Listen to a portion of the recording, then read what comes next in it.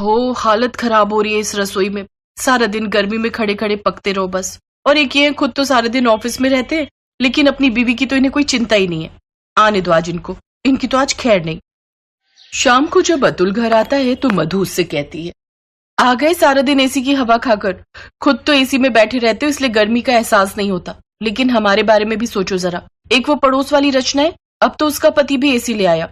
किराए पर रहने के बावजूद उसे अपनी पत्नी की कितनी चिंता है। और एक तुम हो, कभी आकर पूछते भी हो कि 48 डिग्री के टेम्परेचर में किस तरह दिन काट रही हूं मैं। लेकिन नहीं, तुम्हें तो किसी चीज से कोई मतलब ही नहीं है। तुम्हें तो बस 2 वक्त का खाना मिल जाए और उसके बाद बीवी जाए भाड़ में। क्या हुआ मधु, क्यों आते ही राशन पानी को लेकर चढ़ रही हो? जो कहना है सीधा सीधा कहो, हर बात पर ताना मारना जरूरी है क्या? पति थका हारा ऑफिस से आया है? चाय पूछने के बजाय तुम तो मुंह से आग के गोले बरसा रही हो। जब इंसान पूरा दिन इस भट्टी जैसी गर्मी में उबलेगा तो मुंह से आग के गोले ही बरसेंगे, प्यार तो बरसेगा नहीं। और अगर आप चाहते हो कि जब आप शाम को घर आओ तो बीवी आपसे मीठी मीठी बातें बोले, तो उसके लिए पहले कमरे में एक एसी लगवा दो। एसी में मूड ठंडा रहेगा, तभी तो बीवी अच्छी अच्छी बातें करेगी। काम करते करते कमर टूट जाती है, और जब 2 घड़ी आराम करने का मन करता है ना, तो इस गर्म पंखे की हवा मुंह पर लू के थपेड़ों की तरह पड़ती है। तो पड़ोस की रचना के घर एसी की हवा खाने चली जाया करो। ये बोलते हुए बिल्कुल भी शर्म नहीं आती ना आपको? खुद तो एसी लगवाने से रहे, ऊपर से मुझे उल्टी पट्टी पढ़ा रहे हो। मुझे कुछ नहीं पता, मुझे अपने घर में अपने कमरे में एसी चाहिए, समझे? अपनी पत्नी की जिद के आगे अतुल की एक न चली, और वो एक 1.5 टन का स्प्लिट एसी लाकर अपने कमरे में टांग देता है, जिसे देख उसकी माँ रत्ना बोली, ये देखो, ये हैं कलयुग के श्रवण कुमार। अपने कमरे में एसी लगाकर बैठ गए, लेकिन माँ बाप की चिंता किसी को नहीं। इतनी गर्मी में हम पंखे में सो रहे हैं, रात भर उस मुई छत पर टंगे पंखे को देखकर ही बीत जाती है। सीधे सीधे कहो ना माँ कि तुम्हें भी अपने कमरे में एसी चाहिए। अपने कमरे में एसी लगवाना याद रहा, लेकिन बगल के कमरे में सो रहे माँ बाप की तुम्हें कोई चिंता नहीं। अरे अगर हम कुछ बोलते नहीं तो कम से कम अपना दिमाग तो इस्तेमाल कर सकते हो ना। अपनी माँ के इतने प्रवचन सुनकर आखिरकार अतुल को अपनी जेब एक बार और ढीली करनी पड़ती है, और वो अपने माँ बाप के कमरे के लिए भी एक एसी ले आता है। इस तरह अब घर में 2 एसी हो गए। एक रोज, अरे भाभी, जयपुर में गर्मी कैसी है? यहाँ दिल्ली में तो बड़ा ही बुरा हाल है। क्या बताऊं दीदी, पहले तो यहाँ बहुत गर्मी थी, लेकिन जब से अतुल ने एसी लगवाया है ना, बड़ा आराम है। अब तो बाहर 50 डिग्री हो, रेगिस्तान जैसा माहौल हो, तब भी कमरे में आकर तो ऐसा लगता है जैसे राजस्थान से शिमला पहुंच गए हों। क्या? एसी? हाँ, एसी। एसी की बात सुनते ही बुआ जी के तो कान खड़े हो जाते हैं। अब जब से उसे ये खबर मिली थी, तब से बुआ जी का दिल जयपुर जाने के लिए तरस रहा था, और वो फोन करके अपनी भाभी यानी कि रत्ना से कहती है, अरे भाभी, सोच रही थी बड़े दिन हो गए जयपुर आए हुए, दिल्ली में गर्मी भी बहुत है, तो क्यों ना कुछ दिन वहीं आ जाऊं? हाँ हाँ, क्यों नहीं दीदी, आखिर ये भी तो आपका ही घर है, जब मर्जी आइए। ये कहकर रत्ना ने फोन रख दिया। उसने बुआ जी को आने के लिए कह तो दिया, लेकिन अब फिर से वही समस्या थी कि बुआ जी को सुलाएंगे कहाँ। हम दोनों के कमरों में तो एसी है, लेकिन हाल में जहाँ गेस्ट का बेड लगा है वहाँ तो कोई एसी है ही नहीं। अब ऐसा अच्छा थोड़ी ना लगता है कि हम एसी वाले कमरे में सोएं और मेहमान सारी रात गर्मी में करवट बदलते बदलते ही रात काटते रहें। गर्मी का मौसम है बेटा, मैं तो कहती हूँ अब एक एसी हॉल के लिए भी ले ले, नहीं तो उम्र भर का उलाहना हो जाएगा तेरी बुआ का कि मैं तो भाभी के घर गई थी, सब लोग मजे से ठंडी ठंडी हवा में सोते थे और मैं वहाँ गर्मी से मर रही थी। अब तुम अपनी बुआ की आदत तो जानते ही हो ना बेटा। हाँ माँ, और वैसे भी ऐसे अच्छा थोड़ी ना लगता है कि हम सब आराम में एसी में सोएं और बुआ बेचारी गर्मी में। मैं देखता हूँ, मैं क्रेडिट कार्ड से एक एसी हॉल में भी लगवाई देता हूँ। 3 दिन बाद बुआ दिल्ली से जयपुर आ गई। एक रोज, ये क्या है मधु बहू, रोज रोज तुम ये भिंडी बैंगन कद्दू बस यही सब बनाकर खिलाती रहती हो। ये सब तो अपने सास ससुर को खिलाया करो, मेरे लिए तो कुछ अच्छा सा जैसे छोले भटूरे बनाकर खिलाया करो। बुआ जी वो क्या है ना, गर्मी इतनी ज्यादा है तो आजकल सादा खाना ही ठीक रहता है, खाने में भी आसानी और पचने में भी आसानी। क्योंकि मेरा क्या है, मैं तो गर्मी में खड़े होकर भटूरे बना ही दूंगी, लेकिन आप सोच लीजिए कहीं ये सब तला भुना खाकर ये सब आपके पेट में तहलका ना मचा दे। अरे चुप कर, इतनी भी कच्ची खिलाड़ी नहीं हूँ मैं, दिल्ली वाली हूँ, और दिल्ली वाले तो मशहूर ही हैं खाने के लिए।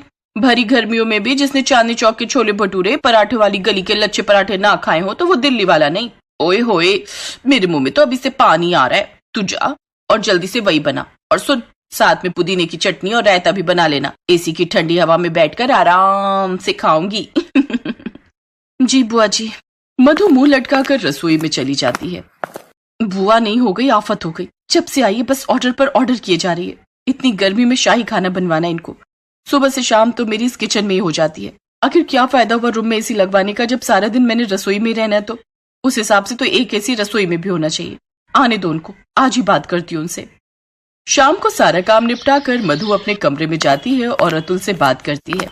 देखो जी, आपकी इन बुआ के लिए तरह तरह के भोग इतनी गर्मी में रहकर बनाने की मेरी बस की तो नहीं है। तुम कहना क्या चाहती हो? यही कि कमरे और हॉल से ज्यादा तो मैं रसोई में रहती हूँ, तो मेरे लिए एक एसी रसोई में भी लगवा दो। क्या तुम्हारा दिमाग खराब हो गया क्या? अगर तुमने मेरी ये बात नहीं मानी ना तो मैं ये घर छोड़कर अपने मायके चली जाऊंगी। फिर संभालते रहना अपने मेहमान को। ओफो, ये माँ भी ना, जब खुद खाना बनाती थी तो बुआ को 2 दिन से ज्यादा टिकने नहीं देती थी, लेकिन अब बहू आ गई खाना बनाने के लिए तो उन्हें गप्पे लड़ाने के लिए रोक लेती है। अब अतुल के पास कोई चारा नहीं था और हार थक कर उसे किचन में 1 टन का एसी लगवाना ही पड़ा। अब घर में 4 एसी हो गए, जिसे देख बुआ ने कहा, ये आजकल की बहुओं से ना घर में रहकर रसोई में खड़े होकर खाना भी नहीं बनता। इनकी रसोई में भी एसी चाहिए। एक हम थे जो गांव में रहते थे तो कड़ी धूप में भी सारा दिन खेतों में काम करते थे। बुआ की बात सुनकर मधु मुंह बनाकर चली जाती है। ऐसे कुछ दिन बीत जाते हैं, लेकिन बुआ थी कि जाने का नाम ही नहीं ले रही थी। वो सारा दिन हॉल में रहकर एसी की हवा खाती, तो वहीं मधु भी अपने कमरे का एसी बंद करके रसोई में काम के लिए जाती तो वहां का एसी ऑन कर देती। सास ससुर अपने कमरे के एसी में आराम से बैठते। अब तो मधु की सहेली रचना भी उसके घर आती तो 2-2 घंटे उसके कमरे में बैठकर एसी की हवा खाते हुए यहाँ वहां की चुगली करती रहती। बुआ के वहां रहने से सुबह से शाम तक काम कर कर के अब मधु थक गई थी। अब उसने अपने पति से कहा, देखो जी, जब तक बुआ जी हैं मेरी हेल्प के लिए एक नौकरानी लगवा दो ना। अब माँ जी और बुआ जी तो मेरी कोई हेल्प करती नहीं, सारा काम मुझे अकेली को ही करना पड़ता है। अच्छा ठीक है, मैं 1 महीने के लिए किसी काम वाली को लगवा लेता हूँ। लेकिन ये क्या, जो नौकरानी औरों के घर 2 घंटे में काम निपटा कर चली जाती, वो मधु के घर 5-5 घंटे तक काम करती। वो एसी की हवा खाने के बहाने काम पर लगी रहती। अब बस भी कर शीला, अब क्या इस फर्श को रगड़ रगड़ कर जान निकालेगी क्या? कुछ दिन बाद बुआ को कुछ काम होता है और वो वापस दिल्ली चली जाती है। फिर एक रोज 60,000 का बिजली का बिल, अगर सारी तनख्वाह मैं एसी में भर दूंगा तो और खर्चे कैसे निकलेंगे? वैसे भी एसी की EMI भरना अभी बाकी है। अरे कोई अमीर आदमी भी बिजली की इतनी खपत नहीं करता है। जब तुम एक घर में रहती हो तो सारा दिन इस हॉल में एक जगह एसी में बैठ गई है, वहां रहकर सब्जी काट ली, आटा लगा लिया, फिर रसोई में जाकर चौका मार लिया। अगर तुम लोगों का यही हाल रहा ना तो मेरा अतुल बर्बाद हो जाएगा। मधु और रत्ना को अपनी गलती का एहसास होता है और अब वो बड़ी सोच समझकर एसी चलाती हैं और बिजली की बचत करती हैं।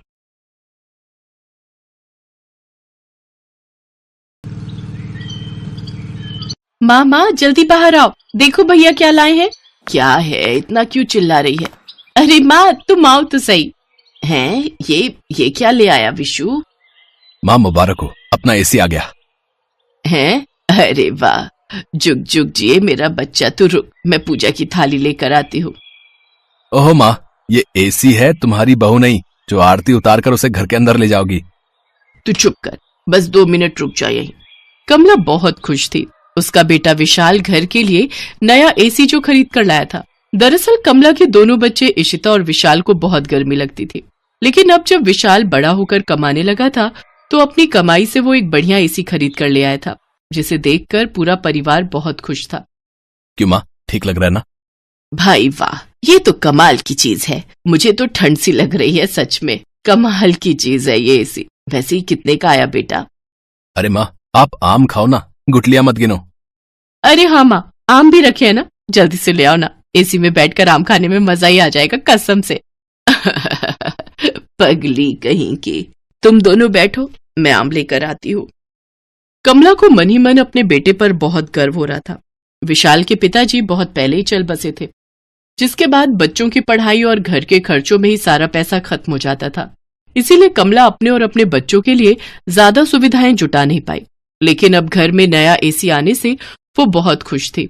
रात में इशिता ने तीनों का बिस्तर एसी वाले कमरे में ही लगा दिया।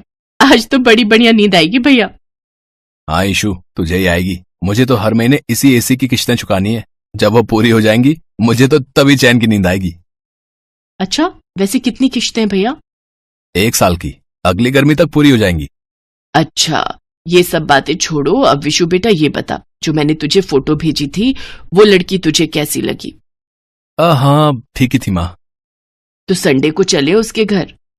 देखते हैं माँ, अभी संडे दूर है।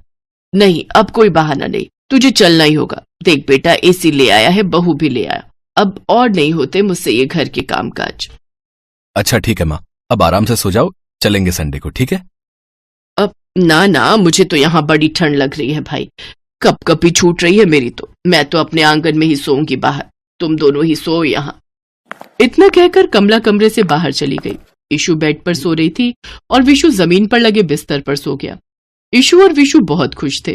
कुछ देर बाद ही वो दोनों गहरी नींद में सो गए। फिर अचानक रात को ईशु उठी और बोली, भैया भैया उठो ना। हाँ क्या हो गया? अरे सो जाना ईशु। भैया ये कैसा एसी लिया है आपने? मुझे तो अभी भी गर्मी लग रही है। हाँ यार, लग तो मुझे भी रही है। रुक 1 मिनट, देखने दे जरा। अरे यार, इसका तो टेम्परेचर 26 पर सेट है। लगता है तू रिमोट पर ही सो गई पगली, और तुझसे इसके बटन दब गए। रुक, मैं इसे अभी 20 पर सेट कर देता हूँ। भैया एक बार 16 पर करो ना। बर्फ जमाएगी क्या? अच्छा चल, करके देखते हैं। टेम्परेचर 16 पर करते ही कमरा एकदम ठंडा हो गया। अब तो दोनों बहन भाई बहुत ही खुश थे। नए एसी की वजह से अब ईशु की तबीयत एकदम सही रहने लगी थी। उसे ना कोई एलर्जी हो रही थी और ना ही शरीर पर लाल निशान पड़ रहे थे। फिर कुछ दिनों के बाद, क्यों, कैसी लगी तुझे पारुल? हाँ अच्छी लगी माँ।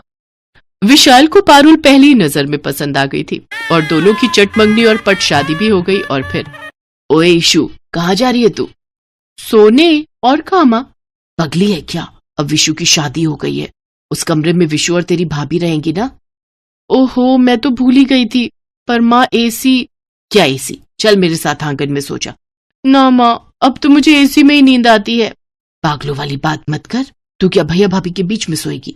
ईशु अपने भाई की शादी से जितनी खुश थी, एसी के बिना सोने की बात सुनकर उसकी सारी खुशी गायब हो गई।